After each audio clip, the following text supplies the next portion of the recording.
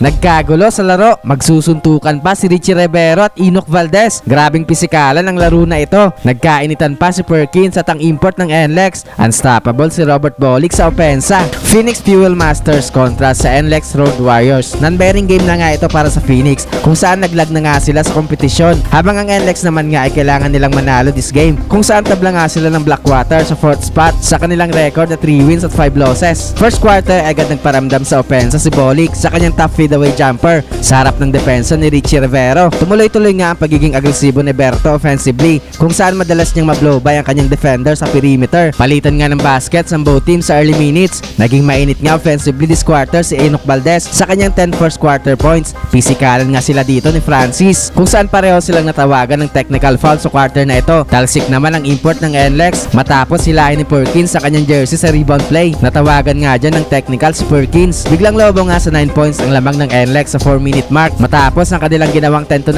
run. Naging malaking tulong nga dito ang kanilang outside shooting.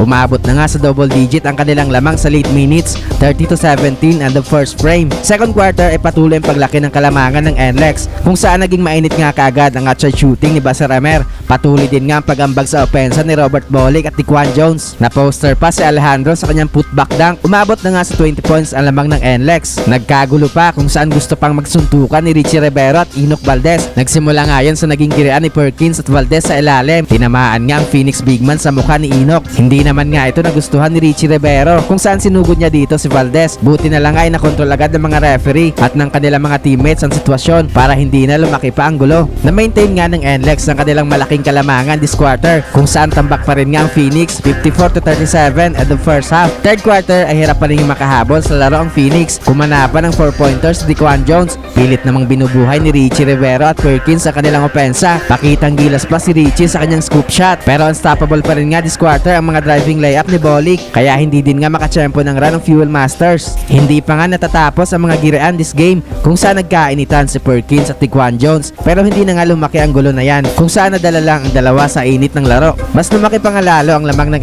NLEX sa late minutes kung saan take over na ulit offensively si Basa Ramer. Tambak malala ang Phoenix 83-55 end of third frame. Fourth quarter ay hindi na nga nagkaroon pa ng big time run ng Phoenix para makabalik sila sa laro. Hindi nga kayang pigilan ng Fuel Masters ang at shooting ng Road Warriors this game kaya sa huli nga ay panalo sa laro na ito ang NLEX.